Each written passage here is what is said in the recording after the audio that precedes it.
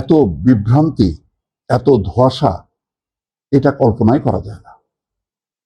নতুন খবর হচ্ছে, ইরান আবারও বলছে যুক্তরাষ্ট্রের সঙ্গে নতুন করে আলোচনার পরিকল্পনা নেই। এই যখন খবর, তখন আর একটা খবর হচ্ছে এই যে ইরানি জাহাজে মার্কিন মেরিনদের রাত্রিকালীন অভিযানের ভিডিও প্রকাশ, যা দেখা গেল। একটা ভিডিও প্রকাশ হয়েছে, সেখানে একটা জাহাজ, ইরানি পতাকাবাহী তুস্কা নামের একটা জাহাজ গুলি চালিয়ে সেটা জব্দ করে। এবং ভিডিও ফুটেজে দেখা যাচ্ছে যে ইউএসএস ট্রিপলিতে থাকা মার্কিন মেরিনরা জাহাজটির দিকে এগিয়ে যাচ্ছে। তারপর মার্কিন বিমান বাহিনীর হেলিকপ্টারগুলো জাহাজের উপর দিয়ে উঠছে। একজন মেরিন দড়ির সাহায্যে জাহাজটিতে নামছেন।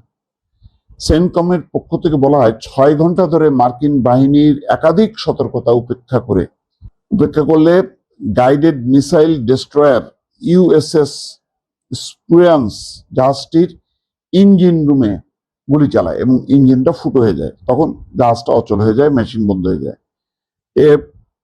প্রপালশন ব্যবস্থা অচল করে দেওয়া হয়। এরপর মার্কিন মেরিনরা জাহাজটিতে ওঠেন এবং এই ব্যাপারে খুবই কঠিন রিয়াকশন জানিয়েছে ইরান বলেছে এটা যুদ্ধবিরতির লঙ্ঘন, যুদ্ধবিরতির সময় এই ধরনের হামলা চলতে পারে না।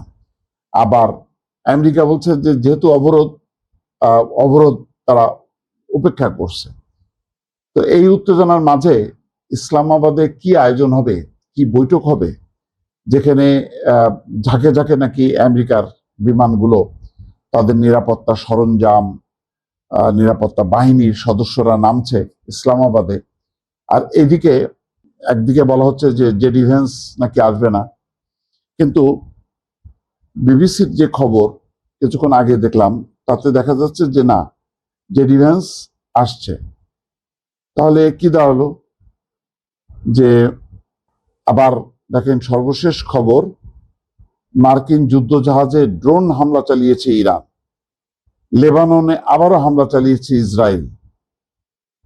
মার্কিন যুদ্ধ জাহাজে হামলা চালাইছে।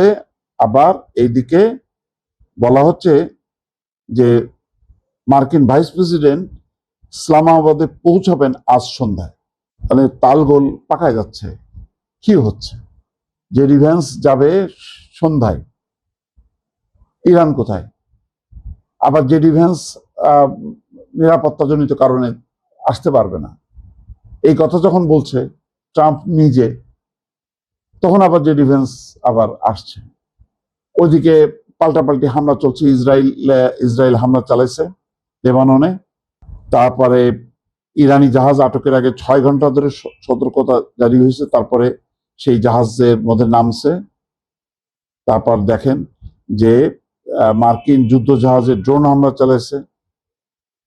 ওইদিকে লেবাননে আবারও হামলা চালাইছে ইসরায়েল। সব মিলায় একটা গোলমেলে পরিস্থিতি। এটা কি ইচ্ছাকৃত ভাবে একটা পরিস্থিতি তৈরি করা যাতে ইরান বাধ্য হয়? একটা অস্বাভাবিক অবস্থা, ধোঁয়াশা অবস্থা,